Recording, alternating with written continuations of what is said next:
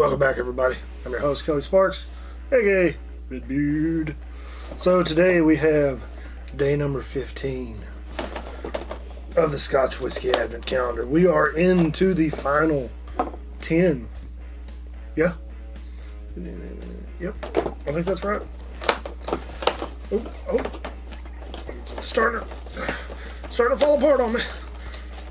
Oh, shit. Alright. And she's out. She's out. And we didn't look at her. Good. Bonnie, how are you? Welcome back, Bonnie. Hey, Bonnie. Alright, a little bit more.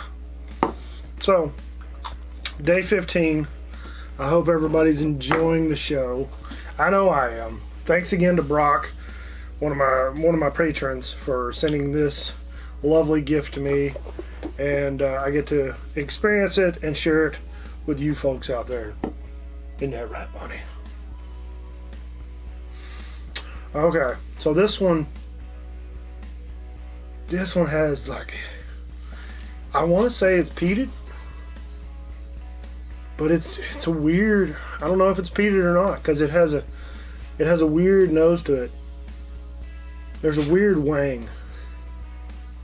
It might be a peated with sherry influence, because it's kind of leaning me in that direction, like the Ugadal, where it's primarily aged in sherry casks or finished in sherry casks.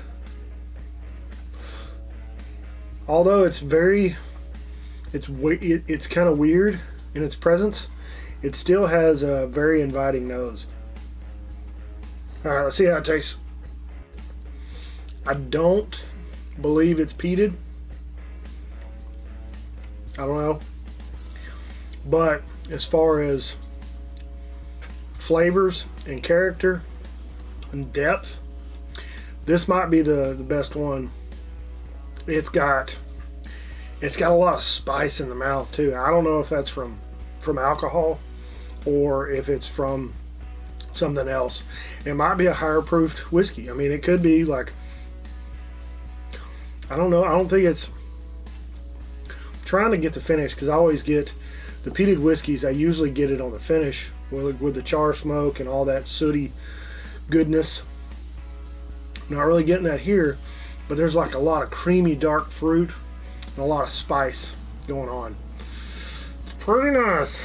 It's pretty nice so far. Alright, let me get one more and we'll call it a day. We'll figure out what it is and we'll get some info on it.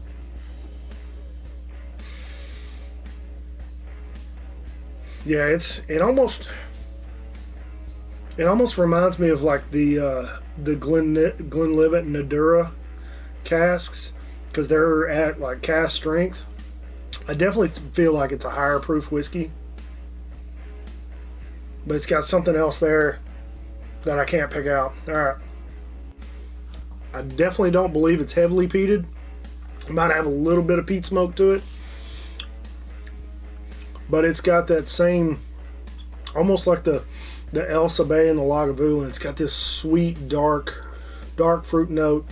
My throat's just making noises that I can't put my finger on. I don't believe it's like an Isla peated whiskey. Watch it be an Ardbeg Ugadal and just throw me completely off. I want to say it's like a Highland malt that has peated influence, maybe like a Highland Park, maybe like a Highland Park 18 or something like that, and that's freaking just wonderful, because it's weird. On the distiller app, Highland Park 18 is like 99 rated. So, alright, let's figure out what it is. Without further ado, day 15, we have, I have no idea, Inchfad? Inchfad? I-N-C-H-F-A-D. I-N-C-H-F-A-D. I have never in my life heard of that. Hepburn Choice. It is a peated single malt. You got any info on it? Got zero info on it. Hold on. Gonna have to look up. I have to take a break and look up some info real quick. Inchfad. I have never heard of that whiskey in my life. Inchfad single malt. This is coming to you from the whiskyexchange.com. It's made at Loch Lomond, probably Scotland's most versatile distillery in terms of the number of different styles of whiskey produced for different purposes on one site. The name Inchfad, I'm guessing it's Inchfad, comes from one of the islands in the loch, which previously housed a distillery of the same name. Oh, that's not very much info. Give me some more info. Master of Malt. Now this is a 13-year-old. It's batch 1, 13 years old, bottled at 49.5%. So we're going to look at the 14-year-old 2005 casks. Hold on. Let's see if we can find the 13-year-old. Inchfad. I'll just delete all this shit out. 12 seconds later. So I didn't even read it at the top. This is another from that boutique whiskey company. Inchfad 13-year-old. That boutique whiskey company. Alright, the first batch of Inchfad single malt Scotch whiskey here from indie bottlers, that boutique whiskey company. It's another style of whiskey from the incredibly adaptable or magical, we're not 100% sure, Loch Lomond distillery. Boasting a heavily peated flavor profile. I knew it. I told you it was strange. This particular expression was matured for 13 years before the boutique bunch got their mitts on it.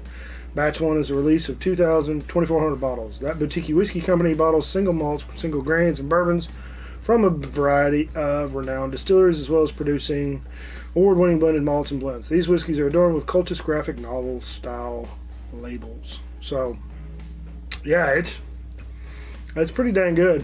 I'm gonna have to just set it up there and think about it. That one's definitely going to be in the top 5, but I don't know what I'm going to replace. Probably either the Balvenie. Probably the Balvenie. I need to try that. I haven't tried the other boutique company, the Speyside number 3 yet. Again, well, I tried it in the video, but I really didn't get a whole lot off of it in that one little sip. So I'm going to set it up here because I definitely think it's that good. I mean, they're on to something good. So it's quite tasty. Anyway, thanks again to Brock for sending this to me. I get to try some new stuff, get to reacquaint myself with some old stuff. Don't forget, like the video, subscribe, share it with your friends. Thanks to all my patrons out there for sticking around. Thanks to the new people sending me messages and commenting on the videos. I appreciate it. It helps me get out to more people. Check the description below for all the links to help out with the bills around the house. Check out the Bearded Idiots. Like always, drink some whiskey. She had to make an appearance. Drink some whiskey, share it with your friends and family. Be safe. Don't drink and drive. Take care, and we'll see you next time. Cheers.